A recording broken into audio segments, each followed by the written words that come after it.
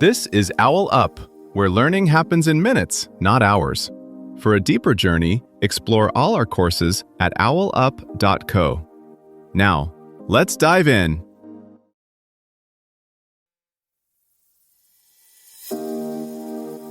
Welcome to Chapter 3 of our series, Mastering Boundaries, the Essential Relationship Skill.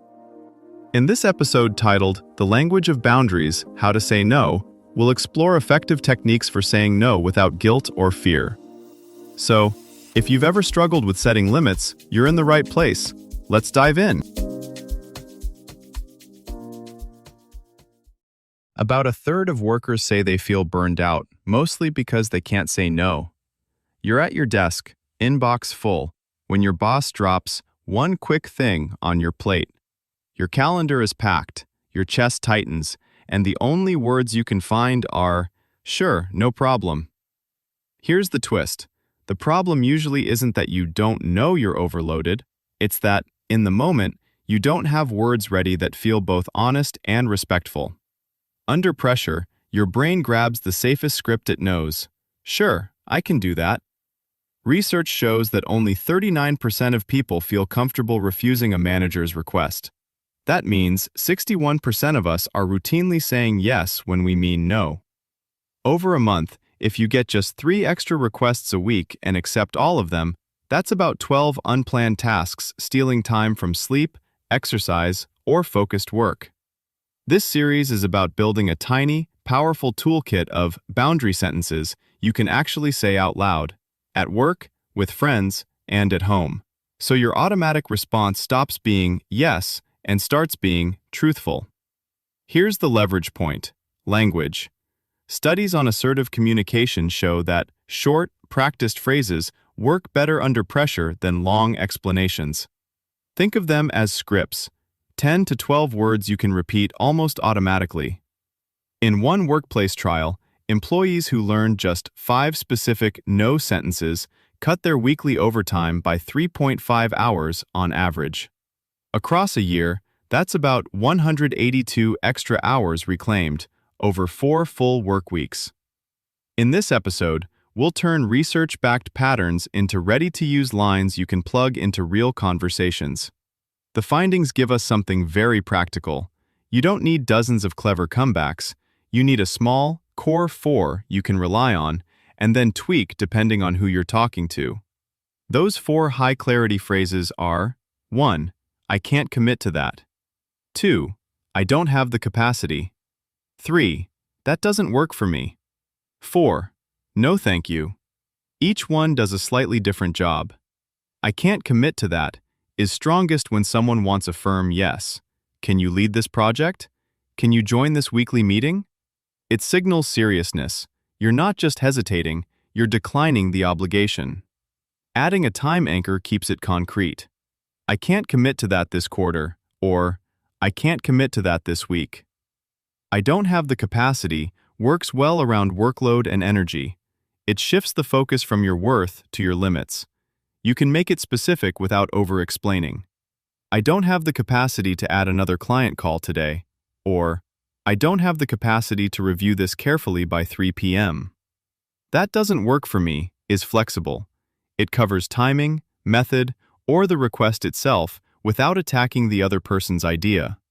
That's especially useful with managers or clients because "doesn't work for me" invites problem solving instead of a fight. You can follow with one alternative. That doesn't work for me. I can do Thursday morning instead. No thank you is the cleanest boundary. It's short enough to memorize and polite enough for most social and professional situations. Research on conflict shows that pairing one clear no with one neutral reason prevents pushback better than long stories. For example, no thank you, I'm keeping my evenings open this month. You don't owe more. To keep your no from sounding like a personal attack, wrap these phrases in I statements. I can't commit to that and still meet my other deadlines, instead of, you're giving me too much. That small shift cuts the chance of argument and keeps you on your own side without putting the other person on the defensive. Over time, think of these 4 as the base ingredients you season for context: 1 for commitments, 1 for workload, one for misfit requests, one for simple refusals. In practice, these phrases sound simple but carry real weight. Take Maya, a product manager handed just one more feature to ship. Before, she'd stay late and quietly resent it. After practicing her core 4, she tried, "I can't commit to that this sprint. If it's critical, we'll need to move something else." Her team dropped a low-priority item, and she left at 6 p.m., 3 nights in a row. Or Daniel, who kept getting pulled into ad hoc meetings, he started using, "That doesn't work for me. I can review notes afterward." Within 2 weeks, his meeting hours dropped from 23 to 16, freeing 7 hours for focused work. With friends, these lines work too. "No thank you, I'm keeping this weekend free." Stopped the cycle of grudging plans for Lena. She used it 4 times in a month and finally finished the book sitting on her nightstand. Your goal isn't to sound clever, it's to be consistent. Saying one clear no today can remove 3 to 5 future obligations you never wanted in the first place. As teams globalize, clear limits become part of your reputation. In a 2023 cross-team study, people who consistently used explicit no language were rated 18% more reliable and 22% easier to collaborate with. Leaders increasingly expect reports to propose trade-offs. If I take X, I must drop Y. Your challenge this week: decline exactly 3 non-essential requests. Use one of the core phrases, then log how much time or energy you protect. Estimate it in minutes, not feelings. As you practice, track outcomes, not perfection.